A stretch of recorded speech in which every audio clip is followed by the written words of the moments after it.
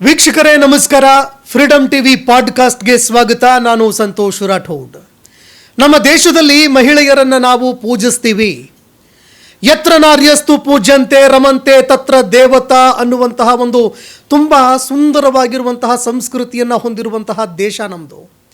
ಆದರೆ ಆ ದೇಶದಲ್ಲಿ 1776 ಜನ ಮಹಿಳೆಯರು ನಾಪತ್ತೆಯಾಗ್ತಾರೆ.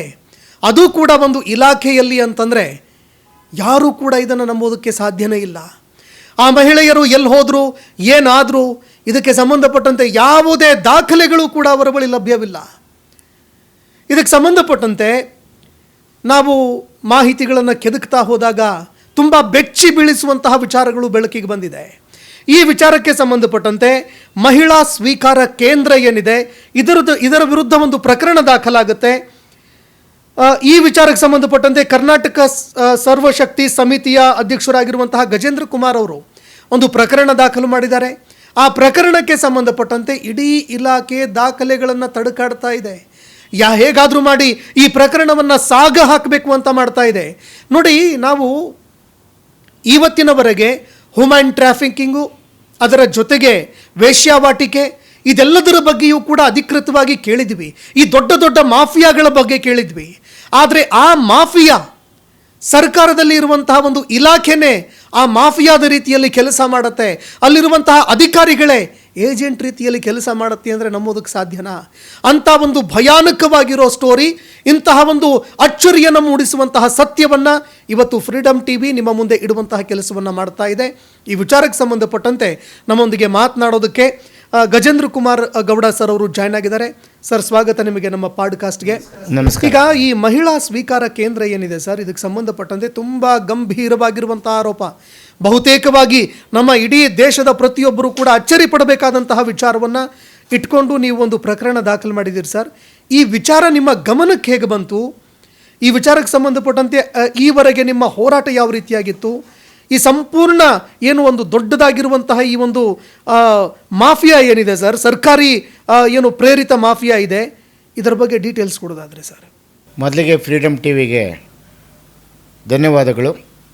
ಈ ಪ್ರಕರಣ ತುಂಬ ಗಂಭೀರ ಪ್ರಕರಣ. ಇದನ್ನು ನೀವು ಎತ್ಕೊಂಡಿರೋದಕ್ಕೆ ನಾನು ಆಭಾರಿ. ಮಹಿಳಾ ಮತ್ತು ಮಕ್ಕಳ ಅಭಿವೃದ್ಧಿ ಇಲಾಖೆಯಲ್ಲಿ ಸ್ವೀಕಾರ ಕೇಂದ್ರ ಬೆಂಗಳೂರು ನಗರ. ಸ್ವೀಕಾರ ಕೇಂದ್ರ ಬೆಂಗಳೂರು ನಗರ ಅಂದರೆ ಒಂದು ಮಹಿಳೆಯರಿಗೆ ಆಶ್ರಯ ಕೊಡಬೇಕು ಮತ್ತು ರಿಹ್ಯಾಬಿಟೇಷನ್ ಮಾಡಬೇಕು, ಅವರನ್ನು ಸರಿದಾರಿಗೆ ತಗೋಬೇಕು, ಅವರನ್ನು ಅವ್ರನ್ನ ಶಕ್ತರನ್ನಾಗಿ ಮಾಡಿ ಅವರ ಮನೆಗೆ ತಲುಪಿಸ್ಬೇಕು. ಅದು ಸರ್ಕಾರದ ಜವಾಬ್ದಾರಿ. ಅದೇ ಸ್ವೀಕಾರ ಕೇಂದ್ರ. ಆ ಸ್ವೀಕಾರ ಕೇಂದ್ರದಲ್ಲಿ ಇವತ್ತು 2000ದಿಂದ 2018 ತನಕ ನಮ್ಮ ಮಾಹಿತಿ ತೆಗೆದುಕೊಂಡ ಸಂದರ್ಭದಲ್ಲಿ ಸುಮಾರು 1776 ಹೆಣ್ಣುಮಕ್ಕಳುಗಳು ಮತ್ತು ಮಹಿಳೆಯರು ದಾಖಲಾಗಿರುವುದು ಬೆಳಕಿಗೆ ಬಂದಿದೆ. ದಾಖಲಾಗಿರೋದಕ್ಕೆ ದಾಖಲೆ ಇದೆ, ಒಳ ಹೋಗಿರೋದಕ್ಕೆ ದಾಖಲೆ ಇದೆ, ಹೊರ ಬಂದಿರೋದಕ್ಕೆ ದಾಖಲೆ ಇಲ್ಲ. ಇದು ಗಂಭೀರವಾದ ವಿಚಾರ. ಅಂದರೆ ಇಲ್ಲಿ ಒಳಗಡೆ ಹೋಗಿ ದಾಖಲಾಗಿರೋದಕ್ಕೆ ಅಡ್ಮಿಷನ್ ಇದೆ. ಅಲ್ಲಿಂದ ಎಲ್ಲೂ ಹೋದ್ರೂ ನಾವು ಮಾಹಿತಿಗಳೇ ಲಭ್ಯ ಆಗ್ತಾ ಇಲ್ಲ. ಔಟ್ ಇಲ್ಲ, ಇನ್ನಿದೆ. This is the interesting story. ಇನ್ನಿದೆ, ಔಟ್ ಇಲ್ಲ ಅಂದಾಗ ಔಟ್ ಎಲ್ಲಿಗೋಯ್ತು ಅನ್ನೋದು ಕ್ವಶನ್ ಮಾರ್ಕು. ನಾವು ಅವತ್ತಿಂದ ಇವತ್ತಿನವರೆಗೂ ಮಾಡ್ತಾ ಇರೋದೇ ಔಟ್ ಎಲ್ಲಿ ಅಂತ. Whether leave or alive. Leave ಇದ್ದರೆ ಆಧಾರ್ ಕಾರ್ಡ್ ಕೊಡಿ ಸರ್, ಸರ್ಕಾರ ಅಧಿಕೃತವಾಗಿ ಕೊಡಿ. ಇಲ್ಲ ಡೆತ್ ಇದ್ದರೆ ಡೆತ್ ಸರ್ಟಿಫಿಕೇಟ್ ಕೊಡಿ. ಇವೆರಡು ನನ್ನ ಕಂಪ್ಲೇಂಟ್ನಲ್ಲಿ ಬರೆದಿರುವ ವಿಚಾರ. 2019 ನಾನು ದೂರನ್ನು ಬರೀತೀನಿ. 2019 ರಾಜ್ಯ ಮಹಿಳಾ ಆಯೋಗ ನಾಗಲಕ್ಷ್ಮಿ ಬಾಯಿಯವರು ಇದ್ದಾಗ ನಾನು ಈ ದೂರನ್ನು ಅವರಿಗೆ ನೀಡ್ತೀನಿ. ಅದು ಸರ್ಕಾರದ ಹಂತಕ್ಕೆ ಹೋಗುತ್ತೆ. ಸರ್ಕಾರದಲ್ಲಿ ಜಯಮಾಲಾ ಅವರು ಸಚಿವರಾಗಿರ್ತಾರೆ, ಮಹಿಳಾ ಸಚಿವರಾಗಿರ್ತಾರೆ. ಆ ಸಂದರ್ಭದಲ್ಲಿ ಅವರು ಅದನ್ನು ಸರ್ಕಾರದ ಸಚಿವಾಲಯ ಪ್ರಿನ್ಸಿಪಲ್ ಸೆಕ್ರೆಟರಿ ಅವತ್ತು ಯಾರಿದ್ದರು, ಉಮಾ ಮಹಾದೇವನ್ ಪ್ರಿನ್ಸಿಪಲ್ ಸೆಕ್ರೆಟರಿ ಇರ್ತಾರೆ, ಅವ್ರಿಗೆ ಕೊಡ್ತಾರೆ. ಅವ್ರಿಗೆ ಕೊಟ್ಟಾದಮೇಲೆ ಅದಕ್ಕೊಂದು ಇದು ಫೈಲ್ ನಂಬರ್ ಸ್ಟಾರ್ಟ್ ಆಗುತ್ತೆ. ಆ ಫೈಲ್ ಸ್ಟಾರ್ಟ್ ಆದಮೇಲೆ ಇನ್ನು ಸರ್ಕಾರದ ಜವಾಬ್ದಾರಿ ಅವ್ರ ಗಮನಕ್ಕೆ ನಾವು ತಂದಿದ್ದೀವಿ ಅಂತೇಳಿ ನಾವು ಸುಮ್ಮನಾಗ್ತೀವಿ. 19 ಆದಮೇಲೆ 19 ಎಂಡಿಂಗು ಏನೋ 20ಕ್ಕೋ ಏನೋ ಕೊರೋನಾ ಸ್ಟಾರ್ಟ್ ಆಗುತ್ತೆ. ಆ ಹಿಂದೆ ಮುಂದೆ ಸಂದರ್ಭದಲ್ಲಿ ಏನೇನೋ ಆಗಿರುತ್ತೆ ಆಗ್ತಾ ಇರುತ್ತೆ ಅಂತೇಳಿ ನಾವು ಇದನ್ನು ಫೈಲ್ ಫಾಲೋಅಪ್ಪು ನಾವು ಕಮ್ಮಿ ಮಾಡ್ತೀವಿ. ಯಾಕೆಂದರೆ ಓಡಾಡೋದೇ ಕಷ್ಟ ಆಗುತ್ತಲ್ವ, ಆ ಸಂದರ್ಭದಲ್ಲಿ ಮಾಡಿರ್ತೀವಿ. ಇಷ್ಟು ವಿಚಾರ. ಇದು ಕಂಪ್ಲೇಂಟ್ ವಿಚಾರ. ಈ ಕಂಪ್ಲೇಂಟ್ ಬಿಫೋರ್ ಏನು ಸಸ್ಪೆಕ್ಷನ್ ಯಾವ ರೀತಿ ಅನ್ನೋ ವಿಚಾರ ಬಂದಾಗ, ಈ ಕಿದ್ವಾಯಿ ಮತ್ತು ಬೆಂಗಳೂರಿನ ಹೆಸರಾಂತ ಸರ್ಕಾರಿ ಆಸ್ಪತ್ರೆ ಕಿದ್ವಾಯಿ ಮತ್ತು ನಿಮಾನ್ಸ್ ಮಧ್ಯದಲ್ಲಿರುವ ಒಳಗಡೆ ಒಂದು ರೋಡ್ ಇದೆ. ಆ ರೋಡಿನ ಒಳಗಡೆ ಹೋದಾಗ 9 ಕೇಂದ್ರಗಳು ಬರ್ತವೆ ಒಳಗಡೆ. ಬಾಲಕರ ಬಾಲಮಂದಿರ, ಬಾಲಕಿಯರ ಬಾಲಮಂದಿರ, ರಾಜ್ಯ ಮಹಿಳಾ ನಿಲಯ, ಶಿಶು ಮಂದಿರ, ಬುದ್ಧಿಮಾಂದ್ಯ ಮಕ್ಕಳ ಮಂದಿರ, ಮೆಂಟಲಿ ರಿಟಾರ್ಡೆಡ್ ಹೋಮ್ಸ್ ಅಂತ ವಯಸ್ಕರ ಬುದ್ಧಿಮಾಂದ್ಯ ಮಂದಿರ, ಈ ಥರ ಮೆಂಟಲಿ ಚಾಲೆಂಜ್ಡ್ ಬೇರೆ, ಈ ಥರ 9 ಸಂಸ್ಥೆಗಳು ಇದ್ದಾವೆ. ಅದರ ಪಕ್ಕನೇ ಒಂದು ಡೆಪ್ಯೂಟಿ ಡೈರೆಕ್ಟರ್ ಆಫೀಸ್ ಟೋಟಲ್ ಇನ್ಸ್ಟಿಟ್ಯೂಷನ್ಗೆ ಮತ್ತು ಬೆಂಗಳೂರು ನಗರಕ್ಕೆ ಹೆಡ್ ಆಫ್ ದ ಡಿಸ್ಟ್ರಿಕ್ಟ್ ಅಂತ ಒಂದು ಬೆಂಗಳೂರು ಅರ್ಬನ್ ಆಫೀಸ್ ಇದೆ. ಇದನ್ನ ಸ್ಟ್ರಕ್ಚರ್. ಈ ಸ್ಟ್ರಕ್ಚರ್ ಜೊತೆಯಲ್ಲಿ ಇವತ್ತು ಏನು ಆ ಸ್ವೀಕಾರ ಕೇಂದ್ರ ಅನ್ನೋದಿದೆ, ಡಿ ಡಿ ಆಫೀಸ್ ಪಕ್ಕದಲ್ಲೇ ಇದೆ, ಅದು ಹಿಂಭಾಗದಲ್ಲಿದೆ. ಅಲ್ಲಿ ಅದಕ್ಕೆ ಒಂದು ರೋಡ್ ಇದೆ, ಎಲ್ ಶೇಪ್ ಆ್ಯಂಡ್ ಝೆಡ್ ಶೇಪೆಲ್ಲ ರೋಡ್ ಇದೆ, ಎಸ್ ಶೇಪ್ ಏನೋ ರೋಡ್ ಇದೆ. ಇವತ್ತು ನೀವು ಲೈಟ್ ಹಾಕಿದ್ರೆ, ಇವತ್ತು ಎಲ್ಲ ಸ್ಟ್ರೀಟ್ ಲೈಟ್ಸ್ ಎಲ್ಲ ಇವತ್ತು ಹೊಸವು ಹಾಕಿದ್ರೆ 2 ದಿನಕ್ಕೆ ಕ್ಲೋಸ್ ಆಗುತ್ತೆ, 2 ದಿನಕ್ಕೆ ಲೈಟ್ ಇರೋಲ್ಲ. It is the interesting story. ಅಲ್ಲಿ ಯಾವಾಗಲೂ ಲೈಟ್ ಆಫ್ ಆಗ್ತಾ ಇರುತ್ತೆ. ಅದು ಡೌಟು. ಅಲ್ಲಿನ ನೊಂದ ಹೆಣ್ಮಕ್ಳುಗಳು ನಿಮಾನ್ಸ್ಗೆ ಬರಬೇಕು ಹಾಸ್ಪಿಟ್ಲಿಗೆ ಅಂತ. ಅಲ್ಲಿ ಕೆಲವು ಅಲರ್ಟ್ ಇರೋ ಹೆಣ್ಮಕ್ಳುಗಳೆಲ್ಲ ಸ್ವಲ್ಪ ಅಲರ್ಟಾಗಿ ಕಿರ್ಚಾಡೋದು ಮಾಡೋದು, ಅವ್ರನ್ನ ಎಗನಿಸ್ಟ್ ಮಾಡಿರೋದು ಎಲ್ಲ ವಿಚಾರಗಳು ಇರ್ತವೆ. ಯಾರೋ ಒಬ್ಬರು ಮುಖೇನ ಇಲ್ಲಿ ಹಿಂಗೆಲ್ಲ ಆಗುತ್ತೆ, ಒಳಗೆ ಹೋದವ್ರು ಹೊರಗೆ ಬರೋಲ್ಲ, ರಾತ್ರಿ ಹೊತ್ತು ಸಪ್ಲೈ ಆಗುತ್ತೆ, ಹಾಗಾಗಿ ಲೈಟ್ ತೆಗಿತಾರೆ ಅನ್ನೋ ಒಂದು ವಿಚಾರಗಳು ನಮ್ಮ ಗಮನ. ತುಂಬ ನಿಗೂಢಗಳು ನಡೀತಾ ಇದೆ. ಅಂದರೆ ಲೈಟ್ ಆಫ್ ಮಾಡೋದು ಯಾಕೆ? ಒಂದು ಸರ್ಕಾರಿ ಕೇಂದ್ರಗಳಲ್ಲಿ 24/7 ಲೈಟ್ ಇದ್ದರೂ ಪರವಾಗಿಲ್ಲ. ಯಾಕೆಂದರೆ ಜವಾಬ್ದಾರಿ. ಬೆಳಕತ್ನಾಗ ಆಫ್ ಮಾಡ್ತಾರೆ, ಆಯಿತು. ನೈಟ್ ಆಫ್ ಮಾಡೋಕ್ಕೆ ಆನ್ ಮಾಡೋಕ್ಕೆ ಇವರೆಲ್ಲ ಅಧಿಕಾರಿ 9 ಜನ ಸೂಪರ್ಡೆಂಟ್ಸ್ ಇರ್ತಾರೆ. ಆ ಇನ್ಸ್ಟಿಟ್ಯೂಷನ್ಗೆ 9 ಜನ ಅಧಿಕಾರಿಗಳಿರ್ತಾರೆ. ಆದರೂ ಬಿಟ್ಟು ಪ್ಲಸ್ ಒಬ್ಬ ಡೆಪ್ಯೂಟಿ ಡೈರೆಕ್ಟರ್ ಇರ್ತಾನೆ, ವುಮೆನ್ ವೆಲ್ಫೇರ್ ಆಫೀಸರ್ ಇರ್ತಾರೆ. ಇಷ್ಟು ಜನ ಅಧಿಕಾರಿಗಳು ಓಡಾಡೋ ಜಾಗದಲ್ಲಿ ಲೈಟ್ ಆಫ್ ಆಗ್ತದೆ ಯಾಕೆ? ಇದು ಇಲ್ಲಿನ ಅನುಮಾನಕ್ಕೆ ಕಾರಣ ಆಗುತ್ತೆ. ಇಲ್ಲಿಂದ ಸ್ಟಾರ್ಟ್ ಆಗುತ್ತೆ ನಮ್ಮ ವಿಚಾರ. 2006, 7, 8 ಎಲ್ಲವೂ ಕೇವಲ ಸಂಖ್ಯೆಗಳ ಲೆಕ್ಕದಲ್ಲಿರ್ತದೆ. ಅದು 1, 2 ವಿಚಾರಗಳಿರುತ್ತವೆ. ಬಟ್ ಅದು ಕ್ರಮೇಣ ಬರ್ತಾ ಅದು 2018 1776. ಇದು ನನ್ನ ಸಂಖ್ಯೆ ಅಲ್ಲ, ಸರ್ಕಾರದ ಇಲಾಖೆಯ ದಾಖಲೆ ಸಂಖ್ಯೆ, ನನ್ನ ಸಂಖ್ಯೆ ಅಲ್ಲ ಇದು. ಅವರೇ ವರ್ಷಕ್ಕೆ ಇಷ್ಟು ಅವರೇಜ್ ಮಾಡ್ತಾರೆ, ಇಷ್ಟನ್ನು ದಾಖಲೆ ಕೊಡ್ತೀವಿ, ಇಷ್ಟು ಇದಿರುತ್ತೆ ಅಂತ. ಇಲ್ಲಿ ಯಾವುದೇ ಹೆಣ್ಮಕ್ಳು ದಾಖಲಾದ್ರೂ ಅಲ್ಲಿ ಪರ್ಮಿಷನ್ ಇಲ್ದಲೆ ಒಳಗಡೆ ಯಾರೂ ಹೋಗಂಗಿಲ್ಲ. ಮಕ್ಕಳು ದಾಖಲಾದ ಮೇಲೆ ಅದು ಅವ್ರಿಗೆ ಆಚೆ ಹೊರಗಡೆ ಹೋಗಬೇಕು ಅಂದರೆ permission with records with file ಸಮೇತನೇ ಅವರು ಹೊರಗಡೆ ಹೋಗಬೇಕು. ಯಾರು ಪಾಲಕರು ಇರ್ತಾರೆ ಅವರು ಜಿನೈನಿಟಿನ ಚೆಕ್ ಮಾಡಿ, ಪ್ರೂಫ್ನ ಮಾಜರ್ ಮಾಡಿ, ಅದನ್ನು ಖಾತ್ರಿ ಮಾಡ್ಕೊಂಡು ಒಂದು ಬಾಂಡ್ ಪೇಪರಲ್ಲಿ ಬರ್ಸ್ಕೊಂಡು ಆ ಮಗುನ ರಿಲೀಸ್ ಮಾಡಬೇಕು. ಅದಾದಮೇಲೆ 3 ವರ್ಷ ಆ ಮಗುನ ಫಾಲೋಅಪ್ ಮಾಡಬೇಕು. ಇದು ಸರ್ಕಾರದ ಜವಾಬ್ದಾರಿ. ಇಷ್ಟಿರೋ ಸಂದರ್ಭದಲ್ಲಿ ಇವತ್ತು 1776 ಹೆಣ್ಮಕ್ಳು ಒಳಗಡೆ ಹೋದವರು ಹೊರಗಡೆ ಬಂದಿಲ್ಲ. ಎಲ್ಲಿ ಹೋದರು ಅನ್ನೋದು ಗೊತ್ತಿಲ್ಲ. ಅದನ್ನೇ ನಾವು ಕೇಳ್ತಾ ಇರೋದು. ಎಲ್ಲೋದ್ರು, ಅವ್ರ ಫೈಲ್ ಎಲ್ಲಿ? ಈಗ ಫೈಲಲ್ಲಿ ಇರುತ್ತೆ ಅಲ್ಲ, ಹೌದು, ಆ ಫೈಲ್ ಕೊಡಿ ಅಂತ ಕೇಳ್ತಾ ಇದ್ದೀವಿ. ಹೆಣ್ಮಕ್ಳು ಆಮೇಲೆ ಫೈಲ್ ಎಲ್ಲಿ? ಒಂದು ರಿಜಿಸ್ಟ್ರಲ್ಲಿ ದಾಖಲಾಗಿರೋ ಪ್ರಕಾರ ಆ ಫೈಲ್ಗಳು ಎಲ್ಲಿ? ಟೋಟಲ್ ಅಟೆಂಡೆನ್ಸ್ ಇದೆ, ಅಡ್ಮಿಷನ್ ಇದೆ, ಬಟ್ ಅವರು ಹೊರಗಡೆ ಹೋಗೋದವಾಗ ಅವ್ರ ಫೈಲ್ ಇರುತ್ತಲ್ಲ. ವರ್ಗಾವಣೆ ಆದರೆ ಫೈಲ್ ಇರುತ್ತೆ, ಬಿಡುಗಡೆ ಆದರೆ ಫೈಲ್ ಇರುತ್ತೆ, ಓಡೋದ್ರೆ FIR ಇರುತ್ತೆ, ಸತ್ತೋದ್ರೆ ಡೆತ್ ಸರ್ಟಿಫಿಕೇಟ್ ಇರುತ್ತೆ, ಮನೆ ಕೆಲಸಕ್ಕೆ ಹೋದರೂ ಸರ್ಟಿಫಿಕೇಟ್ ಇದು ಫೈಲ್ ಇರುತ್ತೆ. ಇಷ್ಟು ವಿಚಾರಗಳನ್ನು ನಾವು ಒಳಗಡೆ ಡೆಪ್ತ್ಗೆ ಹೋದಾಗ ಅಲ್ಲಿ ನಡೆದಿರೋದೇ ಬೇರೆ ಬೇರೆ ಥರ. ದುರ್ಬಳಕೆ ಆಗಿರೋದು, ವೇಶ್ಯಾವಾಟಿಕೆ ನಡೆಸಿರೋದು, ಗರ್ಭಪಾತ ಮಾಡಿಸಿರೋದು. ಗರ್ಭಪಾತ ಮಾಡೋ ಸಂದರ್ಭದಲ್ಲಿ ಸತ್ತೋದಾಗ ವಿಲ್ಸನ್ ಗಾರ್ಡನ್ನು ಬರೀ ಇದು ಯಾವುದು ವಿದ್ಯುತ್ ಚ್ಯುತಾಗಾರಕ್ಕೆ ಕೊಟ್ಟು ಬರ್ನ್ ಮಾಡಿರೋದು 16, 17, 18 ವರ್ಷದ ತಂದೆ ತಾಯಿ ಇಲ್ಲದ ಹೆಣ್ಮಕ್ಳುಗಳನ್ನು ಮಾಡಿರೋದು ಬೆಳಕಿಗೆ ಬಂತು. ಬರ್ತಾಲೇ ಇದೆ, ದಾಖಲೆಗಳನ್ನು ಮುಚ್ಚುತ್ತಲೇ ಇದ್ದಾರೆ. ಇವತ್ತು ಇದನ್ನು ಮುಚ್ಚೋದಕ್ಕೆ ಪ್ರಯತ್ನ ಪಟ್ಟಿದೆ. ಈಗ ಏನು ಈ ದೂರನ್ನು ನಾವು ಕೊಟ್ವಿ, ಅವತ್ತಿಂದ ಇವತ್ತಿನವರೆಗೂ 8 ವರ್ಷ ಆಗುತ್ತೆ. 8 ವರ್ಷದ ತನಕ ಯಾವುದೇ ತನಿಖೆಯನ್ನು ಕೈಗೊಂಡಲಿಲ್ಲ, ಒಂದು ತನಿಖೆನೂ ಆಗಲಿಲ್ಲ. ಹೋಗಲಿ, ನಾನೇ ಸರಿ ಇಲ್ಲ ಅಂತೇಳಿ ಒಂದು ಎಂಡರ್ಸ್ಮೆಂಟು ಕೊಡಲಿಲ್ಲ. ಈಗ ನಾವು ಅನ್ಪ್ರೆಷರೈಸ್ಡ್ ಮಾಡಿದ್ದಕ್ಕೆ ಇವು ಒಂದು ನಾನೇ ಕೊಟ್ಟಿರೋ ಅಂಕಿ ಸಂಖ್ಯೆನಲ್ಲೇ ನನಗೇನೆ ಹುಡುಕೊಟ್ಟು ನನಗೆ ಅದೇ ಸಂಖ್ಯೆನ ನಂಗೆ ವಾಪಸ್ ಕೊಟ್ಟವ್ರೆ. ಇದು ದುರಂತ.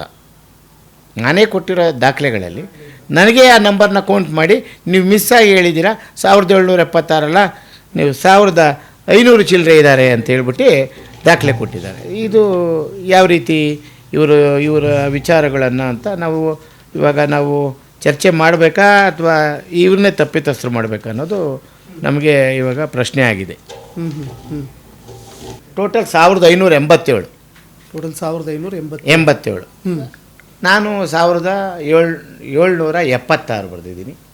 ನನಗೆ ಟೋಟಲ್ ಲೆಕ್ಕ ನಾನು ಕಮ್ಮಿ, ಮ್ಯಾಥ್ಸ್ ವೀಕ್ ನಾನು, ಅದಕ್ಕೇ ನಾನು ಕರೆಕ್ಟಾಗಿ 1587 ಹೇಳಿದರೆ ಆ 1587 ನಾನು ಕೇಳ್ತಾ ಇರೋದು. ಇವರೇನು ಬರೆದಿದ್ದಾರೆ, ಓಡೋದವರು, ವರ್ಗಾವಣೆ ಆದವರು, ಇವರೆಲ್ಲ ಫೈಲ್ ಇದೆ.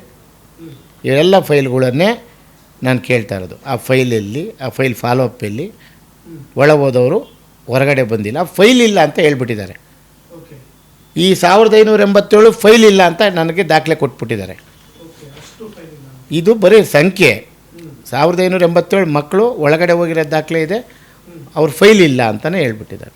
ಈಗ ಅಲ್ಲಿ ಯಾವ ರೀತಿ ಮಕ್ಕಳಲ್ಲಿ ದಾಖಲಾಗ್ತಾರೆ, ಹೇಗೆ ಬಂದಿರೋರು ಇರ್ತಾರೆ, ಎಲ್ಲಿಂದ ಬಂದಿರೋರು ಇರ್ತಾರೆ, ಇಷ್ಟೊಂದು ಪ್ರಮಾಣದಲ್ಲಿ ಮಕ್ಕಳು ಅಥವಾ ಹೆಣ್ಮಕ್ಳು ಅಲ್ಲಿಗೆ ಬಂದು ದಾಖಲಾಗ್ತಾರೆ ಅಂತಂದರೆ ಇವರೆಲ್ಲ ಏನು ಅವರ ಒಂದು ದೌರ್ಬಲ್ಯಗಳೇನು, ಸಮಸ್ಯೆಗಳೇನು, ಏನು ಸಮಸ್ಯೆನ ಇಟ್ಕೊಂಡು ಬಂದಿರ್ತಾರೆ, ಏನಾಗಿರುತ್ತೆ ಅಂತ ಅವ್ರಿಗೆ? ಈಗ ನಾವು ರಾಜ್ಯದಲ್ಲಿ ಸಮಾಜ ಇವತ್ತು ನಮ್ಮ ಕರ್ನಾಟಕ ರಾಜ್ಯದಲ್ಲಿ ಹೆಣ್ಣುಮಕ್ಳುಗಳಿಗೆ ಕಟ್ಟುಪಾಡಿರುತ್ತೆ. ಆ ಕಟ್ಟುಪಾಡನ್ನು ಮೀರುವಂತಹ ಸಮಾಜದಲ್ಲಿ ಮಕ್ಕಳು ಮೀರ್ತಾ ಇರೋ ಸಂದರ್ಭದಲ್ಲಿ ಅವರ ತಂದೆ ತಾಯಿಗಳು ಈ ಕಟ್ಟುಪಾಡನ್ನು ಮೀರ್ತಾ ಇದ್ದಾರೆ ಅಂತೇಳಿ ಅವರನ್ನು ನೆಗ್ಲೆಕ್ಟ್ ಮಾಡ್ತಾರೆ. ಅವ್ರ ಬಗ್ಗೆ ಇಂಟ್ರೆಸ್ಟ್ ಕಮ್ಮಿ ಆಗುತ್ತೆ. ತಂದೆ ತಾಯಿ ಮಾತನ್ನು ಮಕ್ಕಳು ಕೇಳಲಿಲ್ಲ ಅಂದಾಗ ತಂದೆ ತಾಯಿಗೆ ನಿಜವಾಗಿಯೂ ಬೇಜಾರಾಗುತ್ತೆ. ಆ ಸಂದರ್ಭದಲ್ಲಿ ಆ ಬೇಜಾರೇ ಕೆಲವರಿಗೆ ಪ್ಲಸ್ ಪಾಯಿಂಟ್ ಆಗಿ ಅವರನ್ನು ಮನೆಯಿಂದ ಹೊರತಂದು ಎಲ್ಲೋ ಒಂದು ಕಡೆ ಬಸ್ ಸ್ಟ್ಯಾಂಡಲ್ಲೋ ರೈಲ್ವೆ ಸ್ಟೇಷನಲ್ಲೋ ಎಲ್ಲಿಂದನೋ ಬಂದು ಎಲ್ಲೋ ಒಂದು ಕಡೆ ದಾಖಲಾಗ್ತಾರೆ. ಆ ದಾಖಲಾದಾಗ ಯಾರು ಅದರದ್ದು ಜವಾಬ್ದಾರಿ ಸ್ಟೇಷನ್ ಇರುತ್ತೆ ಅಥವಾ ಬಾಸ್ಕೋ ಅಂತ ಒಂದು ಸಂಸ್ಥೆ ಇದೆ, ಅವ್ರು ಯಾರೇ ಇರಲಿ ಅವ್ರ ಕೈಗೆ ಸಿಕ್ಕಿದಾಗ ಅಥವಾ ಸಾರ್ವಜನಿಕರು ಯಾರಿಗೆ ಸಿಕ್ಕಿದ್ರು ಹೆಣ್ಮಕ್ಳು ಎಲ್ಲಿರಬೇಕು ಅಲ್ಲಿರಬೇಕು ಅಂತೇಳಿ ಪ್ರಶ್ನೆ ಮಾಡಿದಾಗ, ಅಕಸ್ಮಾತ್ ಡೌಟ್ ಬಂದು ಪ್ರಶ್ನೆ ಮಾಡಿದಾಗ ಈ ಸಂಸ್ಥೆಗೆ ಪೊಲೀಸ್ನವರಾದರೂ ಆಗಲಿ ಯಾರಾದರೂ ಆಗಲಿ ದಾಖಲು ಮಾಡ್ತಾರೆ. ಎರಡನೇದು, ಇಲಾಖೆಗೆ ಬಂದು ನೇರವಾಗಿ ದಾಖಲಾಗೋ ಮಕ್ಕಳು ಇರ್ತಾರೆ. ಅಂದರೆ ಗಂಡನ ಕಿರುಕುಳ ತಾಳಲಾರದೆ ಪೊಲೀಸ್ ಸ್ಟೇಷನ್ಗೆ ಹೋಗ್ತಾರೆ. ಪೊಲೀಸ್ ಸ್ಟೇಷನ್ನಲ್ಲಿ ನೋಡಮ್ಮ ಆಯಿತು ಇನ್ನೊಂದು ದಿನ ಅಲ್ಲಿರಮ್ಮ ಅಂತ ಹೇಳ್ತಾರೆ. ಆ ಥರದ ಹೆಣ್ಮಕ್ಳು ಇರ್ತಾರೆ. ಬಟ್ ಆ ಥರದ ಹೆಣ್ಮಕ್ಳುಗಳು ಪೊಲೀಸಿಂದ ಬಂದು ಮತ್ತೆ ಪೊಲೀಸರೇ ಕರ್ಕೊಂಡು ಹೋಗಿರ್ತಾರೆ. ಆದರೆ ಈ ಕೆಲವು ಏನು ತಂದೆ ತಾಯಿಯಿಂದ ನೆಗ್ಲೆಕ್ಟ್ ಆಗಿ ಬಂದ ಹೆಣ್ಮಕ್ಳುಗಳು, ಹೊರ ರಾಜ್ಯದಿಂದ ಬಂದಿರೋರು, ಬೇರೆ ಜಿಲ್ಲೆಯಿಂದ ಬಂದಿರೋರು, ಬೆಂಗಳೂರು ಮೆಜೆಸ್ಟಿಕಲ್ಲಿ ಸಿಕ್ಕದಂಥ ಹೆಣ್ಮಕ್ಳುಗಳ್ನೆಲ್ಲ ಇಲ್ಲೇ ದಾಖಲು ಮಾಡಿ ಅವ್ರ ಮನೆಗೆ ಕಳಿಸೋ ಜವಾಬ್ದಾರಿ ಸರ್ಕಾರದ್ದಾಗಿರುತ್ತೆ. ಸರ್ಕಾರದ ಮಹಿಳಾ ಮತ್ತು ಮಕ್ಕಳ ಅಭಿವೃದ್ಧಿ ಇಲಾಖೆಯ ಸ್ವೀಕಾರ ಕೇಂದ್ರದ್ದೇ ಆಗಿರುತ್ತೆ. ಅದು ಕಂಪ್ಲೀಟಾಗಿ ಅವ್ರು ಮಾಡಬೇಕು ಅನ್ನೋದೇ ನೇಮಿಸಿರುವ ಇಲಾಖೆಯ ಉದ್ದೇಶ. ಈ ರೀತಿ ಇರುತ್ತೆ. ಇವರು ಯಾರೂ ಆ ಕೆಲಸ ಮಾಡ್ದಲೇ ಪ್ರತಿದಿನ ಮಕ್ಕಳು ಬರ್ತಾರೆ, ದಾಖಲಾಗ್ತಾರೆ, ಹೋಗ್ತಾರೆ. ಇವರು ಅವ್ರನ್ನ ಯಥಾವತ್ತಾಗಿ ಅವ್ರಿಗೆ ಅವರ ವೀಕ್ನೆಸ್ ತಗೊಂಡು ಒಂದು ಟ್ರೈನಿಂಗ್ ಸೆಂಟ್ರ್ ಮಾಡ್ಕೊಂಬಿಟ್ಟಿದ್ರು. ಇದು ಸ್ವೀಕಾರ ಕೇಂದ್ರ ಅನ್ನೋ ಬದಲು ವಿಷವಾಟಿಕೆ ಕೇಂದ್ರ ಅಂತಲೇ ಹೇಳ್ಬೋದು. ಅದನ್ನು ಟ್ರೈನಿಂಗ್ ಕೊಡೋದಕ್ಕೆ ಅದೊಂದು ಇದಿದೆ, ಒಂದು ಸ್ಕೆಚ್ ಇದೆ. ಆ ಸ್ಕೆಚ್ಚಲ್ಲಿ ನೋಡಿದಾಗ ಪಕ್ಕದಲ್ಲಿ ಬುದ್ಧಿಮಾಂದ್ಯ ಮಕ್ಕಳ ಕೇಂದ್ರ ಇದೆ ಸಂಸ್ಥೆ ಒಳಗಡೆನೆ, ಇವ್ರೊಳಗಡೆ ಜೊತೆಯಲ್ಲೇ ಇದೆ. ಆ ಹೆಣ್ಮಕ್ಳುಗಳು ಇವರು ಲೈಂಗಿಕಕ್ಕೆ ಒಳಪಟ್ಟಿರೋ ಹೆಣ್ಮಕ್ಳುಗಳು, ಆ ಹುಡುಗರುಗಳಿಗೆ ಜ್ಞಾನ ಇಲ್ಲದ ಗಂಡು ಮಕ್ಕಳುಗಳು, ಅವ್ರಿಗೆ ಅವರು ಮೈ ಮೇಲೆ ಬಟ್ಟೆಗಳಿರಲ್ಲ, ಅದನ್ನು ಇವರು ಪ್ರವೋಕ್ ಮಾಡ್ಕೋಬೇಕು, ಆ ಪ್ರವೋಕು ಇವರು ರೈಸ್ ಆಗಬೇಕು. ಮತ್ತು ಅದೇ ವೀಕ್ನೆಸ್ನ ತಗೊಂಡು ಇವರು ಹೆಣ್ಮಕ್ಳುಗಳನ್ನು IAS ಅಧಿಕಾರಿಗಳ ಮನೆಗೆ ಮತ್ತು ದೊಡ್ಡ ದೊಡ್ಡವ್ರ ಮನೆಗಳಿಗೆ ಇವರು ಮಾರಾಟ ಮಾಡಿರೋದು, ಮನೆ ಕೆಲಸದ ನೆಪ ಹೇಳಿ ಅವ್ರಿಗೆ ಸಂಬಳ ಕೊಡ್ತೀವಿ ಅಂತ ಹೇಳ್ಬಿಟ್ಟು ಸುಳ್ಳು ಹೇಳಿ ಅವ್ರ ಮನೆಗಳಿಗೆ ಕಳಿಸಿರೋದು ಇದು ಅಧಿಕೃತ. ಬಟ್ ಅನಧಿಕೃತವಾಗಿ ಕಳಿಸಿರೋವು ಸತ್ತಿರೋವು ಲೆಕ್ಕವಿಲ್ಲ. ಅಧಿಕೃತದ್ದು ಮಾತ್ರ ನಾನು ನಿಮ್ಗೆ ಹೇಳಬಲ್ಲೆ. ಅನಧಿಕೃತದವೇ ನಾನು ಕೇಳ್ತಾ ಇರೋದು ಎಲ್ಲೋದ್ರು ಅಂತ. ಅಧಿಕೃತದಕ್ಕೂ ಲೆಕ್ಕ ಇಲ್ಲ, ಬಟ್ ಅಧಿಕೃತದ್ದು ಏನೋ ಒಂದು ರೆಕಾರ್ಡ್ ಇದೆ, ಹೋಗಿರೋದಕ್ಕೆ ರೆಕಾರ್ಡ್ ಇದೆ, ಬಂದಿರೋದಕ್ಕೆ ರೆಕಾರ್ಡ್ ಇಲ್ಲ. ಬಟ್ ಅನಧಿಕೃತಕ್ಕೆ ರೆಕಾರ್ಡೇ ಇಲ್ವಲ್ಲ. ಯಾರ ಮನೆಗಾರು ಕಳಿಸಿದ್ರೆ ಅವ್ರ ಮನೆಗಳು ರೆಕಾರ್ಡ್ ಬೇಕಲ್ಲ. ಅಂದರೆ ಸರ್ಕಾರಿ ಏನು ಇಲಾಖೆ ಇದೆ, ಮಹಿಳಾ ಮತ್ತು ಮಕ್ಕಳ ಅಭಿವೃದ್ಧಿ ಇಲಾಖೆ, ಆ ಇಲಾಖೆಯ ಅಧಿಕಾರಿಗಳಿದಾರಲ್ಲ, IAS ಕೆಳಪಟ್ಟಂಥ ಅಧಿಕಾರಿಗಳಿದಾರಲ್ಲ, ಜಾಯಿಂಟ್ ಡೈರೆಕ್ಟರು, ಡೆಪ್ಯೂಟಿ ಡೈರೆಕ್ಟರ್ಗಳು, ಅವ್ರುಗಳು ದುರ್ಬಳಕೆ ಮಾಡ್ಕೊಂಡಿರೋದಕ್ಕೆ ರೆಕಾರ್ಡ್ ಇಲ್ಲ. ಇದು ನಡೆದಿರೋದು. ಈಗ ಅಲ್ಲೇನೇನಾಗಿದೆ ಅದು ವಿಚಾರಗಳು ಅವ್ರಿಗೆ ಯಾರಿಗೂ ಅವ್ರ ಫೈಲ್ಗಳಿರಲ್ಲ. ಅವ್ರದ್ದೇ ಆದ ಇಲಾಖೆಯವರು ಸುಮ್ಮನೆ ಹೇಳ್ಕೊಂಡು ಹೋಗ್ತಾ ಇರ್ತಾರೆ, ಪಿಕ್ ಮಾಡ್ಕೊಂಡು ಹೋಗೋದು ಅಷ್ಟೇ. ಇದು ನಡೆದಿದೆ. ಈಗ ಅಲ್ಲಿ ಆ ರೀತಿ ನಡೆದಿದೆ ಅಂತ ಹೇಳ್ತಾರೆ. ಇದು ನಡೆದಿರೋದು ಸತ್ಯ, ನಡೆದಿದೆ. IAS ಮನೆಗೆ ಹೋಗಿ ಅದು ಅದರ್ ಡಿಪಾರ್ಟ್ಮೆಂಟ್ ಆಗಿದ್ದಕ್ಕೆ ಅವ್ರದ್ದೊಂದು ಫೈಲ್ ಓಪನ್ ಆಗಿದೆ. ಇದು ನಾನೇನು IAS ಹೇಳ್ತಾ ಇದ್ದೀನಿ, ಅವರು ಅದರ್ ಡಿಪಾರ್ಟ್ಮೆಂಟಲ್ಲಿದ್ದಾಗ ಅವ್ರಿಗೆ ಸಪ್ಲೈ ಆಗಿರೋದು ಮಾತ್ರ ಹೇಳ್ತಾ ಇದ್ದೀನಿ. ಮದರ್ ಡಿಪಾರ್ಟ್ಮೆಂಟಲ್ಲಿದ್ದ ಅಫಿಷಿಯಲ್ಗಳಿಗೂ ಸಪ್ಲೈ ಆಗಿರೋದು ರೆಕಾರ್ಡ್ ಇಲ್ಲ. ಓಕೆ, ನೀವು ಅಂಡರ್ಸ್ಟ್ಯಾಂಡ್ ಮಾಡ್ಕೊಳ್ಳಿ. ಅದರ್ ಡಿಪಾರ್ಟ್ಮೆಂಟಲ್ಲಿದ್ದ ವ್ಯಕ್ತಿಗಳಿಗೆ ಫೈಲ್ ಓಪನ್ ಆಗುತ್ತೆ. ಅದೇ ವ್ಯಕ್ತಿ ಇದೇ ಇಲಾಖೆಗೆ ಬಂದು ಡೈರೆಕ್ಟರ್ ಆದಾಗ ಫೈಲೇ ಇಲ್ಲ, ಅಲ್ಲಿ ದಾಖಲೆನೇ ಇಲ್ಲ ಅದಕ್ಕೆ. ಅಂದರೆ ಅವರು ಇವಾಗ ಇದೇ ಇಲಾಖೆಗೆ ಬಂದ ಮೇಲೆ ಅದರ್ ಡಿಪಾರ್ಟ್ಮೆಂಟಲ್ಲಿದ್ದಾಗ ಫೈಲು ಓಪನ್ ಮಾಡಿದ್ದಂಗೆ ಈ ಡಿಪಾರ್ಟ್ಮೆಂಟಿಗೆ ಡೈರೆಕ್ಟ್ರಾಗಿ ಬಂದಾಗ ಫೈಲ್ ಓಪನ್ ಆಗಬೇಕಲ್ವ ಅವ್ರಿಗೂ. ಅಲ್ಲ, ನೀವು ಬಳಸ್ಕೊಂತೀವಿ ಅಂದರೆ ಫೈಲ್ ಓಪನ್ ಆಗಬೇಕಲ್ವ. 3 ವರ್ಷ ಇದೇ ಇಲಾಖೆ ಕೆಲಸ ಮಾಡಿದಾಗ ಅವರು ಒಂದು ಫೈಲೂ ಇಲ್ಲ ಅವ್ರದ್ದು.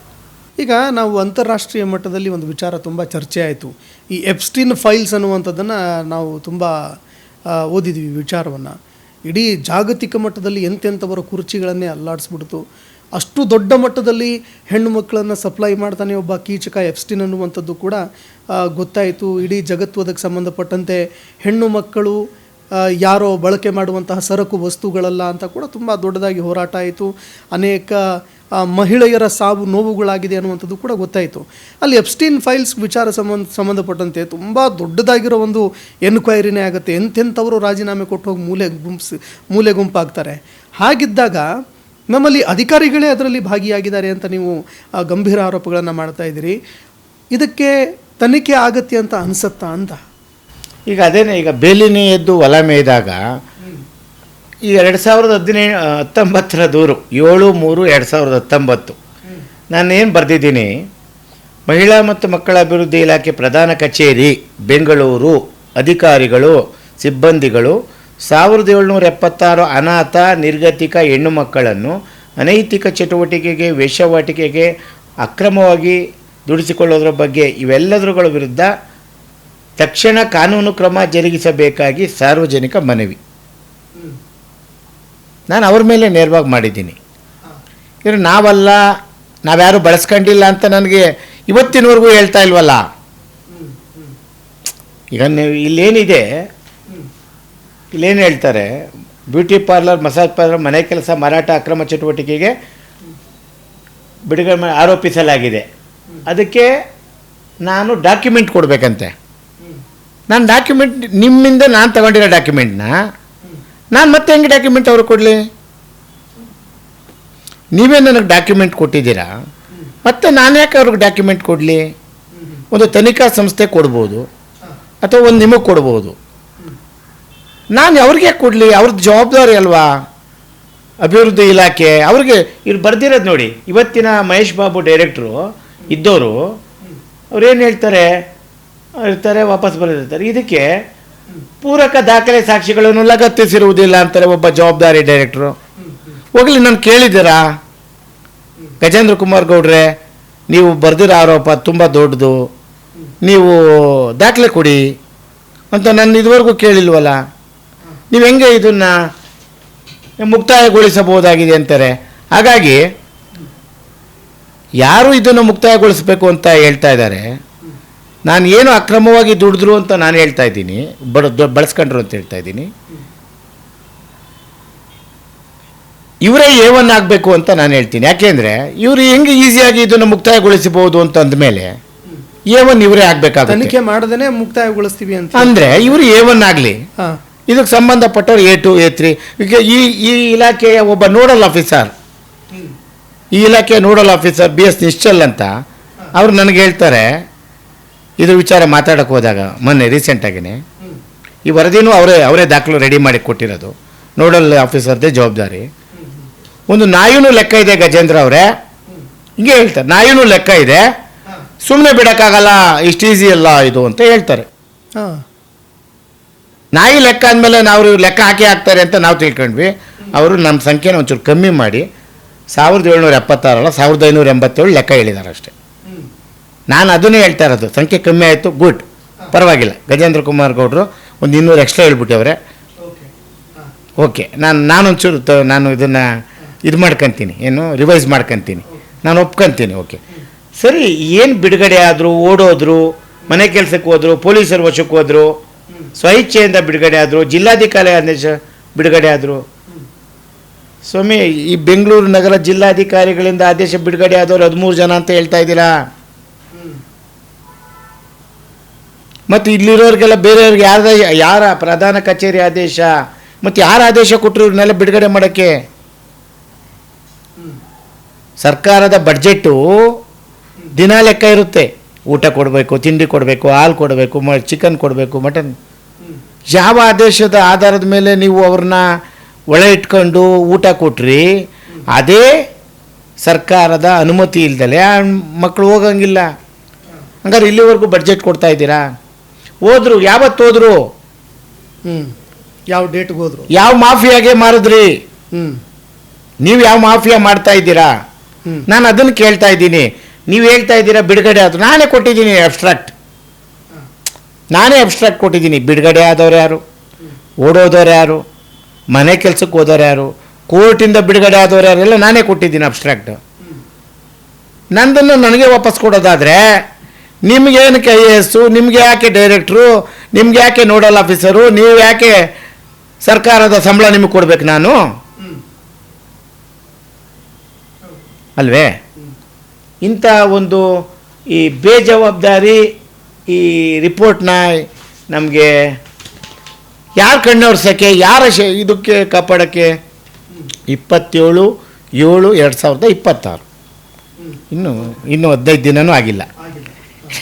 ಈ ಪ್ರೆಷರ್ ಜಾಸ್ತಿ ಆಗಿ ತರಾತುರಿನಲ್ಲಿ ಮಾಡಿಬಿಟ್ಟಾರೆ ಪಾಪ ಈ ರಿಪೋರ್ಟ್. ತುಂಬ ತರಾತುರಿ, 8 ವರ್ಷದ ವಿಚಾರ ಅಲ್ವಾ, ಅಲ್ಲಿಗೆ ಏನೋ ಒಂದು ಕೊಟ್ಬಿಡ್ಬೇಕು ಅಂತ ಹೇಳಿ ಅಲ್ವಾ.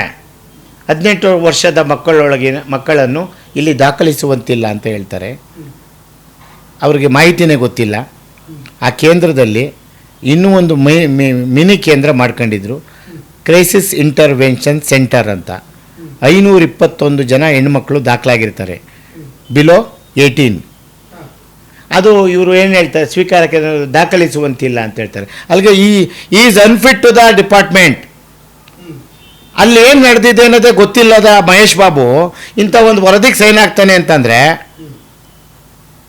ಇಲಾಖೆ ಮುಚ್ಚೋದು ಮುಖ್ಯ ಅಲ್ವಾ? ಈಗ ಅಂದರೆ ಸ್ವೀಕಾರ ಕೇಂದ್ರ, ಮಹಿಳೆಯರ ಕೇಂದ್ರ, ಕರೆಕ್ಟ್. ನೀನು ಅದೊಂದೇ ಇಟ್ಕೊಂಡು ಮಾತಾಡ್ತಾ ಇದೀಯಾ. ಅಲ್ಲಿ 5 ವರ್ಷ ನಡೆದಂಥ ಕ್ರೈಸಿಸ್ ಇಂಟರ್ವೆನ್ಷನ್ ಸೆಂಟರ್ ಅಂದರೆ ಪ್ರೌಢಾವಸ್ಥೆಯಲ್ಲಿ ಲೈಂಗಿಕಕ್ಕೆ ದೌರ್ಜನ್ಯಕ್ಕೆ ಒಳಪಟ್ಟಂಥ ಹೆಣ್ಣು ಮಕ್ಕಳನ್ನು 5 ವರ್ಷ ಈ ಸ್ವೀಕಾರ ಕೇಂದ್ರ ಸಾಕಿದೆ. ಆ ಮಾಹಿತಿಯನ್ನೇ ಅವನು ಕೊಟ್ಟಿಲ್ಲ ಸಬಾರ್ಡಿನೇಟ್ಸ್ ಅವರು. ಯಾವುದಕ್ಕೂ ಸರ್ಕಾರ. ಈಗ ನೀವೇ ಇಷ್ಟ ಅರ್ಥ ಮಾಡ್ಕೊಳ್ಳಿ, ಒಬ್ಬ deputy secretary is the presentation of the state government to principal secretary. ಈ ಕೆಳಗಿನ ಸಿಸ್ಟಮ್ ಎಲ್ಲವನ್ನೂ ರೆಡಿ ಮಾಡಿ IAS ಅಧಿಕಾರಿಗೆ ಫೈನಲ್ ಪ್ರೆಸೆಂಟೇಷನ್ ಕೊಡುವ ಡೆಪ್ಯೂಟಿ ಸೆಕ್ರೆಟರಿ ಆಡ್ತಾ ಇರೋ ಮಾತು. ಇಂಥ ಘೋರ ಪ್ರಕರಣ, ಚರ್ಚೆನಲ್ಲಿರೋ ಪ್ರಕರಣ, ನಾವು ನಿಮ್ಮ ಹತ್ರ ಬಂದು ನಾವು ಮಾತಾಡ್ತಾ ಇಲ್ಲ, ನಿಮ್ಮ ಹತ್ರ ಬರೋದಕ್ಕಿಂತ ಮುಂಚೆಗಿಂದನೂ ಅವ್ರಿಗೆ ಎಚ್ಚರಿಸ್ತಲೇ ಇದ್ದೀವಿ. ಇದು ಹೋಗುತ್ತೆ ಮಾಧ್ಯಮಕ್ಕೆ ರಾಜ್ಯ ದೇಶ ಎಲ್ಲ ನೋಡುತ್ತೆ, ಕೊಡಿ ತನಿಖೆ ಮಾಡಿ ಅಂತ ನಾವು ಹೇಳಿದ್ವಿ. ಇವತ್ತಿನವರೆಗೂ ಕೇಳಲಿಲ್ಲ. ಅವ್ರಿಗೆ ಆ ಸೀರಿಯಸ್ನೆಸ್ಸೇ ಅರ್ಥ ಆಗುತ್ತೆ. ನೀವು ಎಷ್ಟರ ಮಟ್ಟಿಗೆ ಇದು ಇಲಾಖೆಯ ನಿರ್ಲಕ್ಷ್ಯತನ ಅನ್ನೋದು ಇಲ್ಲಿ ಗೊತ್ತಾಗ್ತದೆ. ನೀವೇ ನೋಡಿ ಇದನ್ನ ಬಗದ್ರೆ ಸರ್, ನನಗನ್ಸಿದ ಮಟ್ಟಿಗೆ ಇಷ್ಟೊಂದು ಜನ ಮಹಿಳೆಯರು ಕೊಲೆ ಆಗಿದೆ ಅಂತ ನನ್ನ ಭಾವನೆ. ಹಾಂ ಸರ್, ಈಗ ಎಫ್ಸ್ಟೀನ್ಗಿಂತಲೂ ದೊಡ್ಡ ಒಂದು ವೇಶ್ಯಾವಾಟಿಕೆ ಆಗಿದೆ. ನಾನು ಅದನ್ನು ಹೇಳಿದ್ದೆ, ಈ ಬುದ್ಧಿಮಾಂದ್ಯ ಮಕ್ಕಳುಗಳು ಏನಿದ್ದಾರೆ, ಆ ಬುದ್ಧಿಮಾಂದ್ಯ ಮಕ್ಕಳುಗಳಿಗೆ 1 ಸೆಕೆಂಡ್ಗೂ ಒಂದು 5 ನಿಮಿಷದಲ್ಲಿ ರೆಡಿ ಮಾಡಿ ನಿಲ್ಲಿಸಿದ್ರೆ ಇನ್ನು 2 ನಿಮಿಷದಲ್ಲಿ ಬಟ್ಟೆ ಬಿಚ್ಚಿಬಿಡ್ತಾರೆ. ಇನ್ನು 2 ನಿಮಿಷದಲ್ಲಿ ಬಟ್ಟೆ ಬಿಚ್ಚಿಬಿಡ್ತಾರೆ ಬುದ್ಧಿಮಾಂದ್ಯ ಮಕ್ಕಳು. ಇಲಾಖೆ ಬಟ್ಟೆ ಹಾಕುತ್ತೆ, ಸ್ನೋ ಹಾಕುತ್ತೆ, ಪೌಡ್ರ್ ಹಾಕುತ್ತೆ ಹುಡುಗರಿಗೆ, ಬುದ್ಧಿಮಾಂದ್ಯ ಮಕ್ಕಳಿಗೆ. ಅವರು ಬುದ್ಧಿ ಇರಲ್ಲ, ಬಟ್ ಇಮ್ಮಿಡಿಯೇಟಾಗಿ 2 ನಿಮಿಷದ ಬಟ್ಟೆ ಬಿಚ್ಚುತ್ತಾರೆ. ಬಿಚ್ಚಿಬಿಟ್ಟು ಅವರ ಪ್ರಚೋದನೆಗಳು, ಅವ್ರು ಯಾವ ವಿಚಾರಕ್ಕೆ ಅವರ ತಲೆ ಇದಾಗಿರುತ್ತೆ, ಆ ಮಕ್ಕಳು ಅದರ ಮೇಲೇ ಕಾನ್ಸಂಟ್ರೇಷನ್ ಇರುತ್ತೆ. ಅಂತಹ ಮಕ್ಕಳುಗಳು ಅವರವರೇ ಒಂದು ಲೈಂಗಿಕ ಚಟುವಟಿಕೆಗಳಿಗೆ ಅಲ್ಲಿ ಲೈವ್ ನಿದರ್ಶನಗಳನ್ನು ಲೈವ್ ಟಿ ವಿ ಥರ ಇವರು ಈ ಕಡೆಯಿಂದ ಪ್ರಚೋದನೆ ಮಾಡ್ತಾಯಿದ್ರು ಈ ಲೈಂಗಿಕ ಬಾಲಕಿಯರಿಗೆ. ಈ ಶೋಷಣೆಗೊಳಪಟ್ಟಂಥ ಮಕ್ಕಳಿಗೆ ಯಾವುದೋ ಇದೀಗ ನೀವು ಸ್ಕ್ರೀನ್ ಹಾಕಿದ್ದೀರಾ, ಈ ಸ್ಕ್ರೀನ್ ಥರ ಅದಕ್ಕೆ ಬೇರೆ ಇದಕ್ಕೆ ಬೇರೆ ಮಾಡಿರಲಿಲ್ಲ. ಇದು ಟ್ರೈನಿಂಗ್ ಸೆಂಟ್ರು. ಈಗ ಯಾವ ಹುಡುಗಿ ಪ್ರಭೋಕ್ತ ಆಗ್ತಾಳೆ ಆ ಹುಡುಗಿಗೆ ಅಲ್ಲಿ ಟ್ರೈನಿಂಗು, ಆ ಹುಡುಗಿಗೆ ಅಲ್ಲಿ ಸಂಪರ್ಕ. ಬುದ್ಧಿಮಾಂದ್ಯರುಗಳಿಂದನೂ ದುರ್ಬಳಕೆ ಮಾಡ್ಕೊಂಡಿದೆ ಇಲಾಖೆ. ಅದು ಇನ್ನೊಂದು ಸ್ಟೆಪ್. ಅದು ಹ್ಯೂಮನ್ ರೈಟ್ಸ್ ಹೋಗೋ ತನಕ 9 ವರ್ಷ, ಈ 2000ದಿಂದ 2009 ತನಕ ಹ್ಯೂಮನ್ ರೈಟ್ಸ್ ಹೋಗಿರಲಿಲ್ಲ. ಅದು ಓದಾಗಿ ಎಲ್ಲ ವಿಚಾರ ನಾವೆಲ್ಲ ಇದು ವಿಚಾರ ರೈಸ್ ಆದಮೇಲೆ ಆಗ ತಡೆಗೋಡೆ ಬರುತ್ತೆ. ಅಲ್ಲಿನ ತನಕ ಬರಲ್ಲ, ಅಲ್ಲಿವರೆಗೂ ಬರಲ್ಲ. ಇದು ವಿಚಾರ ನೀವು ತುಂಬ ಗಮನಿಸಬೇಕಾದ ವಿಚಾರ. ಬಟ್ ಒಂದು ವಾಸ್ತವತೆಗೆ ಒಂದು ಗೋಡೆ ಬರುತ್ತೆ, ಬಟ್ ಕಿಲಾಡಿಗಳಿಗೇನು ಗೋಡೆ ಅಡ್ಡ ಅಲ್ವಲ್ಲ. ಹೌದು. ಈಗ ಈ ವಿಚಾರಕ್ಕೆ ಸಂಬಂಧಪಟ್ಟಂತೆ ರಾಜ್ಯದ ಜನರ ಮುಂದೆ ಈ ವಿಚಾರ ತೆರೆದ ಪುಸ್ತಕ ಆಗಬೇಕು ಒಂದು ಸರ್. ಎರಡನೇದು, ಈ ರೀತಿ ಮುಂದಿನ ದಿನಮಾನಗಳಲ್ಲಿ ಏನೂ ಆಗದ ರೀತಿಯಲ್ಲಿ ಮುಂದೆ ಕ್ರಮಗಳಾಗಬೇಕು. ಎರಡನೆಯದು. ಮೂರನೇದು, ಈ ಪ್ರಕರಣದಲ್ಲಿ ಏನೇನೆಲ್ಲ ಆಯಿತು ಎಲ್ಲವೂ ಕೂಡ ರಾಜ್ಯದ ಜನತೆ ಗೊತ್ತಾಗಬೇಕು. ಹೀಗಾಗಬೇಕು ಅಂದರೆ ಏನಾಗಬೇಕಂತೀರಿ ಸರ್? ಇದು ಖಂಡಿತ. ಈಗ ಮೊದಲು ಇದು ಪ್ರಸಕ್ತವಾಗಿ ಸ್ಟಾರ್ಟ್ ಆಗಬೇಕಾದ್ರೆ ಯಾವುದೇ ಕಾರಣಕ್ಕೂ ಮೊದಲು ಎಫ್ ಐ ಆರ್ ಆಗಬೇಕು. ಆ ಎಫ್ ಐ ಆರ್ ಆಗಿ ನಂತರ ಯಾರು ನಾನು ಯಾವ ಡೇಟಿಂದ ನಾನು ಹೇಳ್ತೀನಿ ಆ ಡೇಟಿಂದ ಟಿಲ್ ಟುಡೇ ತನಕನೂ ಮಾಡಿದ್ರೂ ಪರವಾಗಿಲ್ಲ. ನಾನು ಒಂದು ಡೇಟ್ಗೆ ಇದು ಕಂಪ್ಲೇಂಟ್ ಎಂಡಿದೆ ಅಂದರೆ 7/3/2019 ಇದು 19ರ ನಂತರ ಏನೇನಾಗಿದೆ, ಎಷ್ಟು ಮಕ್ಕಳು ದಾಖಲಾಗಿದ್ದಾರೆ, ಎಷ್ಟು ಇದಾಗಿದೆ ಅದು ನನಗೆ ಗೊತ್ತಿಲ್ಲ. ನಾನು ಇಲ್ಲಿಗೆ ಎಂಡು ಅಂದರೆ ದೂರು ಕೊಟ್ಟ ಮೇಲೆ ವಾಸ್ತವವಾಗಿ ನಿಲ್ಲುತ್ತೆ ಅನ್ನೋ ಒಂದು ಭಾವನೆ. ಅಂದರೆ ದೂರು ಕೊಟ್ಟಿದ್ದಾರೆ, ಭಯ ಇರುತ್ತೆ ಅಂತ ನಾವು ತಿಳ್ಕೊಂಡ್ವಿ.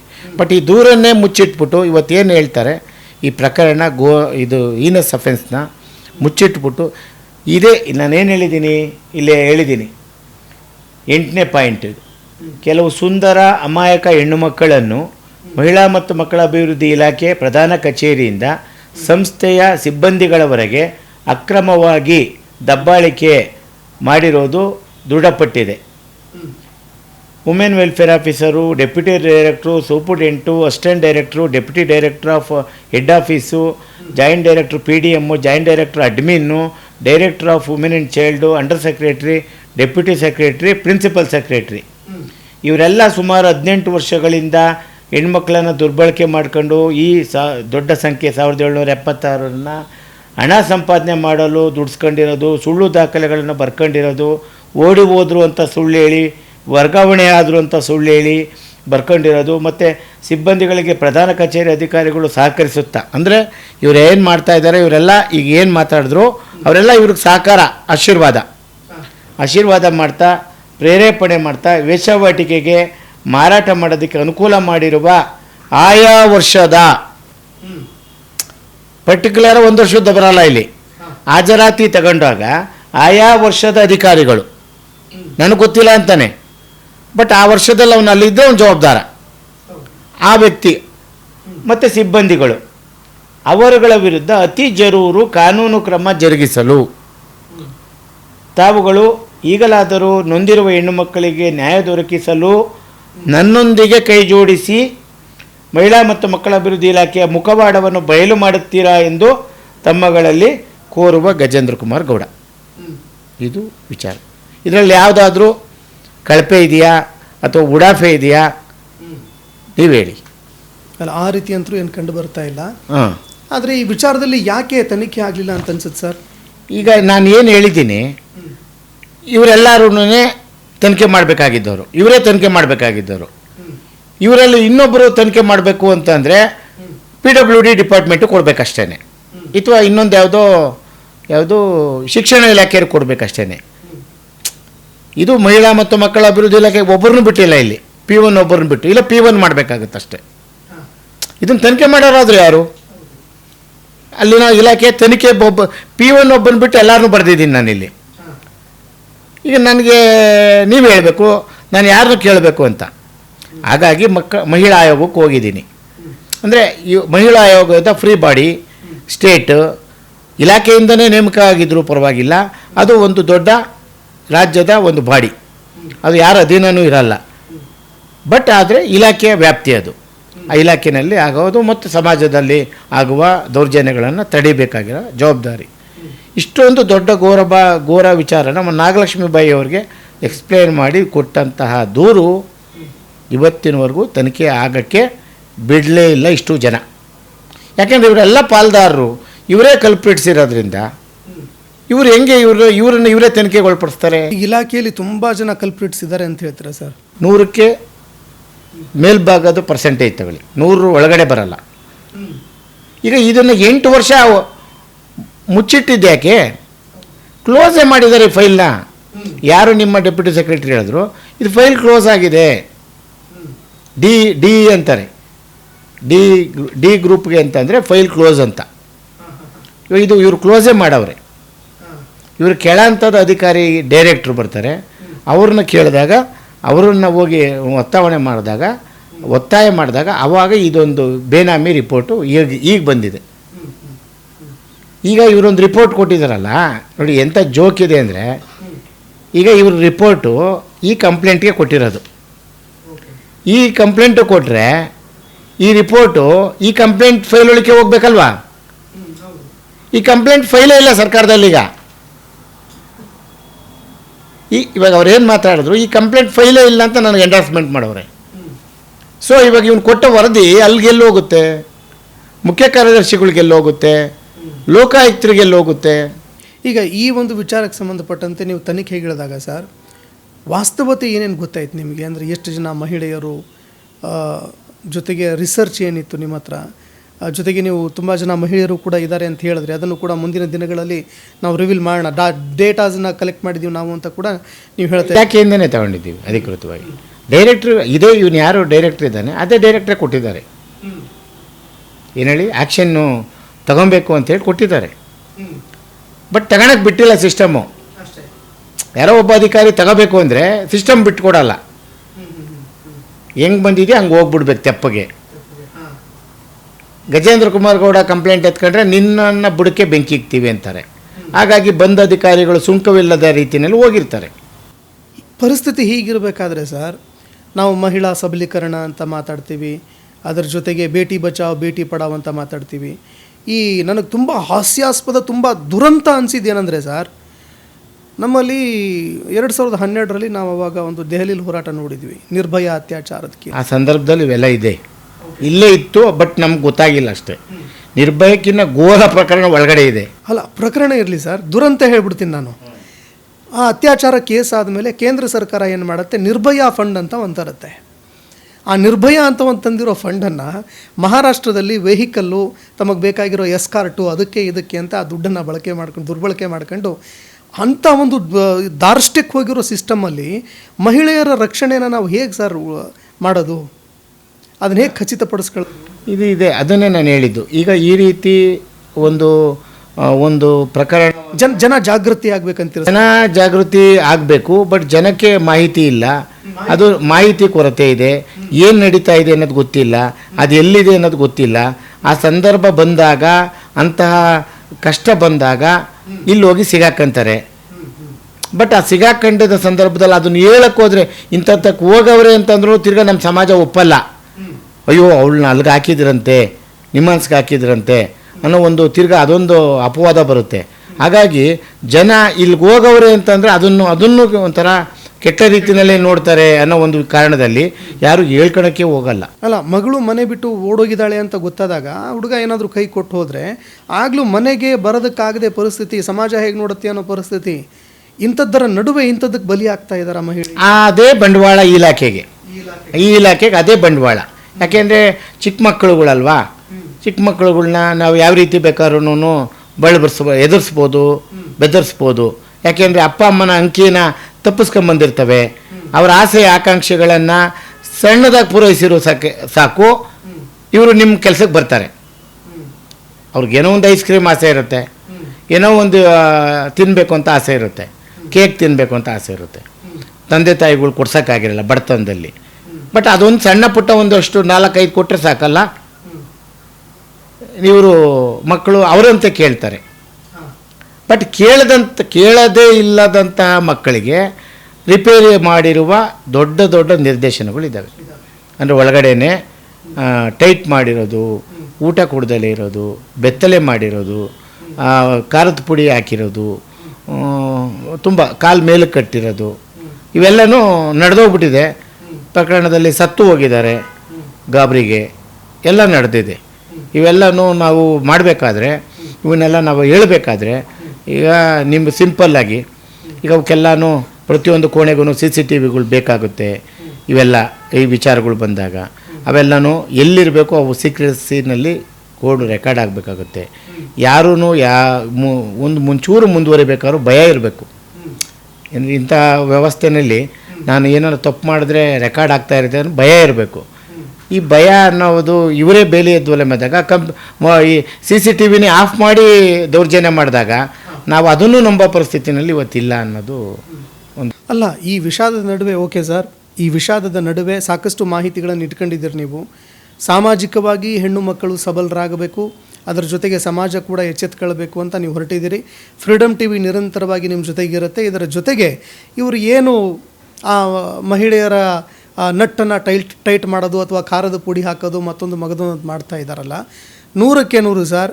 ನಾವು ಕೂಡ ಈ ಸಿಸ್ಟಮಲ್ಲಿ ಯಾರ್ಯಾರು ಈ ರೀತಿಯಾಗಿ ಕಚಡ ಕೆಲಸ ಮಾಡಿದ್ದಾರೆ ಅವರಿಗೂ ಕೂಡ ನಟ್ಟು ಬೋಲ್ಟನ್ನು ಟೈಟ್ ಮಾಡಿ, ಅವರಿಗೂ ಕೂಡ ಖಾರದ ಪುಡಿ ಹಚ್ಚುವಂಥ ಕೆಲಸನ ನಾವು ಸಿಸ್ಟಮ್ಯಾಟಿಕ್ಕಾಗಿ ಮಾಡೋಣ. ಈ ಸಿಸ್ಟಮನ್ನು ಸುಧಾರಣೆ ಮಾಡುವಂತಹ ಕೆಲಸನ ಮಾಡೋಣ. ಜೊತೆಗೆ ಪ್ರತಿಯೊಬ್ಬ ಮಹಿಳೆಯರು ಎಷ್ಟು ಜನ ಕಾಣೆಯಾಗಿದ್ದಾರೆ ಅವರ ಈಚ್ ಆ್ಯಂಡ್ ಎವ್ರಿ ಡೀಟೇಲ್ಸನ್ನು ಕೂಡ ಪ್ರತಿದಿನ ಇಡ್ತಾ ಹೋಗೋಣ ಸರ್. ಇವತ್ತು ಸಾಕಷ್ಟು ಮಾಹಿತಿಗಳನ್ನು ಕೊಟ್ರಿ ಗಜೇಂದ್ರ ಕುಮಾರ್ ಗೌಡ ಸರ್, ಧನ್ಯವಾದಗಳು ನಿಮಗೆ ಇವತ್ತು ಪಾಡ್ಕಾಸ್ಟಲ್ಲಿ ಭಾಗಿಯಾಗಿರೋದಕ್ಕೆ. ವೀಕ್ಷಕರೇ, ನಾನು ಹೇಳಿದ ಹಾಗೆ, ಮುಂಚೆನೇ ಆರಂಭ ಮಾಡಿದ ಹಾಗೆ, ಯತ್ರ ನಾರ್ಯಸ್ತು ಪೂಜ್ಯಂತೆ ರಮಂತೆ ತತ್ರ ದೇವತಾ ಅನ್ನುವಂತಹ ಒಂದು ತುಂಬ ಪೂಜ್ಯ ಸ್ವಭಾವದಿಂದ ಮಹಿಳೆಯರನ್ನು ನೋಡುವಂತಹ ದೇಶ ನಮ್ಮದು. ಯಾವ ಒಂದು ನೆಲದಲ್ಲಿ ಮಹಿಳೆಯರು ಪೂಜಿಸಲ್ಪಡ್ತಾರೆ ಆ ನೆಲದಲ್ಲಿ ದೇವರು ನೆಲೆಸಿರ್ತಾರೆ ಅನ್ನೋ ಮಾತಿದೆ ನಮ್ಮ ಒಂದು ಧಾರ್ಮಿಕ ನಂಬಿಕೆಯಲ್ಲಿ. ಆದರೆ ಅಂತಹ ಒಂದು ಈ ಮಣ್ಣಲ್ಲಿ ಇಂತಹ ನೀಚ ಕೃತ್ಯಗಳು ಎಲ್ಲೋ ಒಂದು ಕಡೆ ಕೇಳ್ತಾ ಇದ್ವಿ ನಾವು. ಎಪ್ಸ್ಟಿನ್ ಫೈಲ್ಸ್ ಅಂತೆ, ಚಿಕ್ಕ ಪುಟ್ಟ ಮಕ್ಕಳನ್ನು ಕೂಡ ಬಿಡದೆ ಅತ್ಯಾಚಾರ ಎಸಗಿದ್ರು ರಾಕ್ಷಸರು ಅಂತ. ಆದರೆ ನಮ್ಮ ವ್ಯವಸ್ಥೆಯಲ್ಲಿ ಒಂದು ಇಲಾಖೆಯಲ್ಲಿಯೇ ಅಂತಹ ಒಂದು ಗಂಭೀರ ಆರೋಪಗಳು ಕೇಳಿಬರ್ತಾ ಇದೆ.